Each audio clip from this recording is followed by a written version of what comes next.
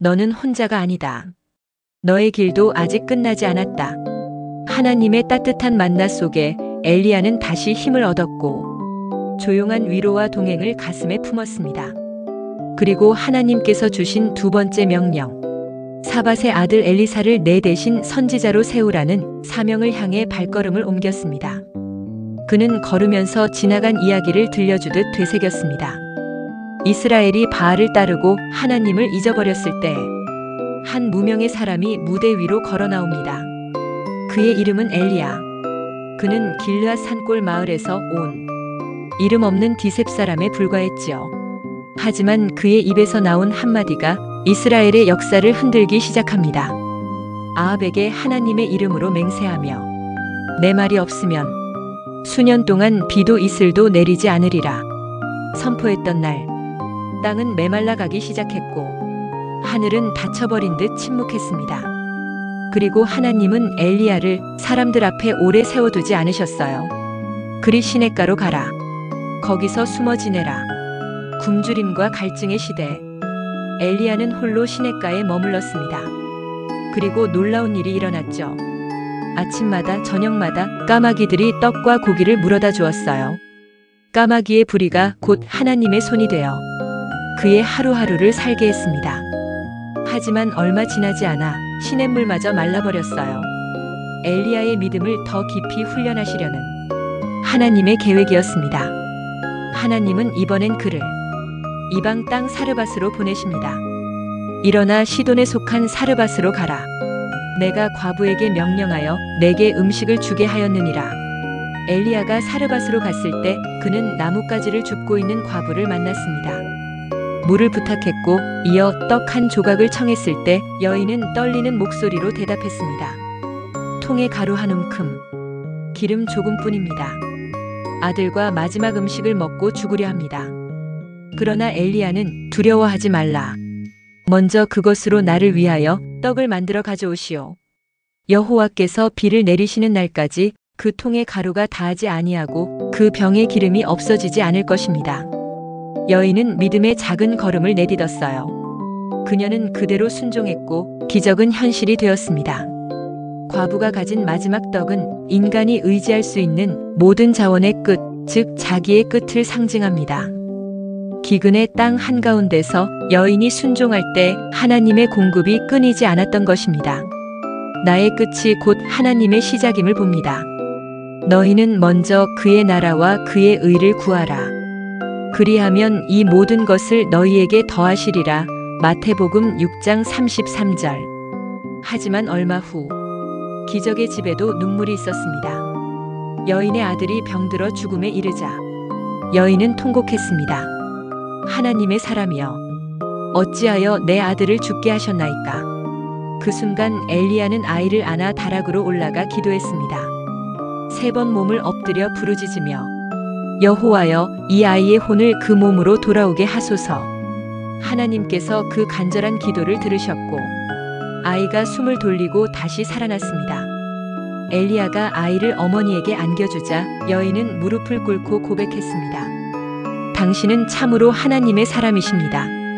당신 입에 있는 여호와의 말씀은 진실합니다. 그날 사건은 단지 한 소년의 부활이 아니었습니다. 생명의 주권자가 하나님이심을 드러낸 사건이었고 이스라엘뿐 아니라 사르밧, 곧 모든 열방에서 역사하시는 하나님을 보여주셨습니다. 예수님의 부활을 예고하는 그림자이기도 합니다. 까마귀를 통해 하나님은 일용할 양식을 주셨고 과부의 빈 그릇을 통해 하나님은 끊이지 않는 공급을 보여주셨으며 죽은 아들을 통해 하나님은 생명을 다시 살리셨습니다. 엘리야의 첫걸음은 곧 하나님이 어떤 분이신지를 세상 앞에 드러내는 이야기였던 것이지요. 그 모든 기억을 지나 엘리야는 드디어 사밧의 밭머리에 섰습니다. 뜨거운 햇살이 흙먼지 위로 부서졌고 12결의의 소가 제각기 어긋난 선을 남기며 밭을 갈았습니다. 마지막 결의를 몰던 청년 엘리사. 그의 손은 거칠고 땀에 젖어 있었지만 눈빛은 묘하게 깊고 차분했습니다. 엘리야는 말없이 다가가 겉옷을 벗어 그의 어깨에 걸쳤습니다. 바람이 옷자락을 스치며 흔들렸고 그 순간 엘리사는 알았습니다. 오늘이 끝과 시작이 맞닿은 날이라는 것을. 그는 소를 버리고 달려가 말했습니다. 부모님께 입맞추고 오게 하소서. 엘리야는 짧게 대답했습니다. 내가 내게 어떻게 하였느냐? 돌아갈 자유. 그리고 되돌릴 수 없는 부르심이 함께 담긴 말이었습니다. 그 후 엘리사는 소를 잡아 마을 사람들과 나누고 쟁기를 불태웠습니다. 한 시대의 도구가 제물로 바뀌는 순간 그의 손은 쟁기 대신 겉옷을 붙들었습니다. 그날부터 그는 배워갔습니다. 승리 다음 날의 정막을 버티는 법, 칭찬과 조롱을 같은 무게로 다루는 법, 외로움과 친밀함을 번갈아 안아도 하나님의 속삭임을 놓치지 않는 법을. 길갈에서 베델로, 여리고로, 요단으로 3번 스승은 말했습니다. 너는 여기 머물라. 3번 제자는 대답했습니다. 떠나지 않겠습니다. 그것은 집착이 아닌 사명에 대한 고백이었습니다. 요단 강 앞에서 엘리야가 겉옷으로 물을 치자 강물이 갈라졌습니다. 마른 땅을 걸을 때 스승은 물었습니다. 내가 떠나기 전에 무엇을 해주기를 원하느냐? 제자는 망설임 없이 말했습니다.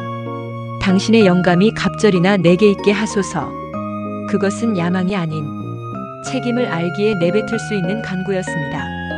곧 불말과 불수레가 하늘을 가르며 내려왔습니다.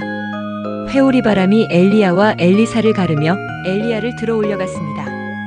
하늘과 땅 사이 단 한 번 열리는 문이 열렸습니다. 엘리사는 울부짖듯 외쳤습니다. 내 아버지여, 내 아버지여, 이스라엘의 병거와 마병이여. 그 외침은 신앙의 경례였습니다. 불수레가 사라지고 남은 것은 겉옷 한 벌뿐. 그는 옷을 찢으며 애통했지만 스승의 겉옷을 붙들고 돌아섰습니다. 요단으로 내려가 겉옷으로 물을 치며 속삭였습니다. 엘리야의 하나님 여호와는 어디 계시니까? 물은 다시 갈라졌습니다. 그것은 기적의 모방이 아니라 스승의 하나님을 붙드는 믿음의 고백이었습니다. 그날 이후 갑절의 영감은 일상의 기적 속에서 드러났습니다. 강이 갈라지고 쓴물이 달아지고 빈 그릇이 가득 차며 증오가 밥상 앞에서 무너졌습니다. 사람들은 묻습니다. 갑절의 영감이란 무엇인가? 더 많은 기적? 더 큰 명성? 그러나 진실은 달랐습니다. 그것은 끝까지 자기 발로 걸어가는 충성의 두께였습니다.